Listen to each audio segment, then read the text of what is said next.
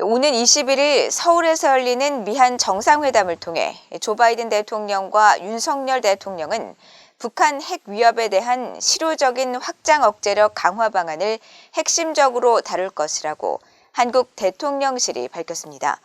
또 윤 대통령은 인도태평양 경제 프레임워크 IPEF 출범에 적극적인 지지와 참여 의사를 밝히는 방안을 검토 중이라고 밝혔습니다. 첫 소식 조상진 기자가 보도합니다.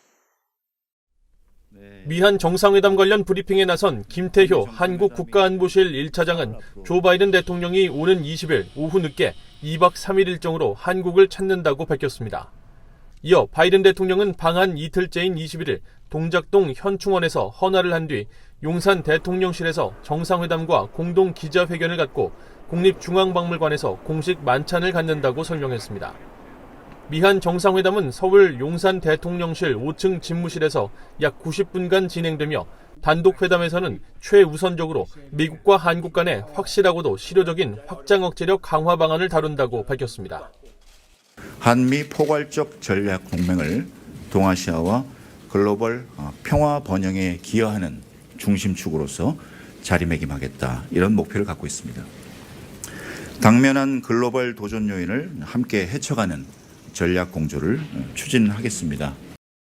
또 이번 바이든 대통령의 방안이 양국 동맹을 포괄적 전략 동맹으로 강화하는 계기가 될 것이라며 그동안 이어진 군사동맹과 미한 자유무역협정 FTA를 통한 경제동맹에 이어 이번에는 기술동맹이 추가될 것으로 생각한다고 설명했습니다.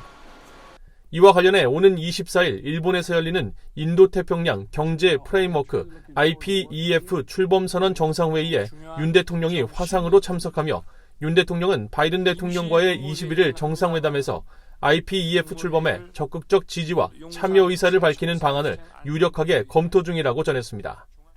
김 차장은 또 이번 정상회담에서 북한 문제가 주요 의제로 논의될 것이라고 강조했습니다. 소인수 정상회담에서 예상되는 논의 의제는 북한 문제, 대북 정책, 그리고 동아시아 영내 협력 문제가 될 것으로 예상합니다. 김 차장은 한편 바이든 대통령 방한 기간 북한의 도발 가능성에 대해서는 주말까지 핵실험 가능성은 상대적으로 낮은 것으로 판단된다면서도 다만 대륙간 탄도미사일 ICBM 발사 준비는 임박한 것으로 파악하고 있다고 밝혔습니다. 그러면서 정상회담 2박 3일 기간 동안 북한의 크고 작은 도발이 발생할 경우 그 성격에 따라 기존 일정을 변경하더라도 미한 정상이 즉시 미한 연합방위태세 지휘통제 시스템에 들어가도록 플랜 B를 마련해놨다고 설명했습니다. 신종 코로나 바이러스 감염자 폭증을 겪고 있는 북한에 대한 의약품 지원 문제에 대해서는 북한이 한국 보건협력에 응하겠다는 대답도 없고 미국도 북한의 뜻을 타진했지만 응답이 없는 것으로 알고 있다면서 미국과 한국이 북한의 의료와 보건 문제를 논의할 수는 있지만 북한의 반응 전이기 때문에 구체적인 논의는 어려울 것이라고 밝혔습니다. VOA 뉴스 조상진입니다.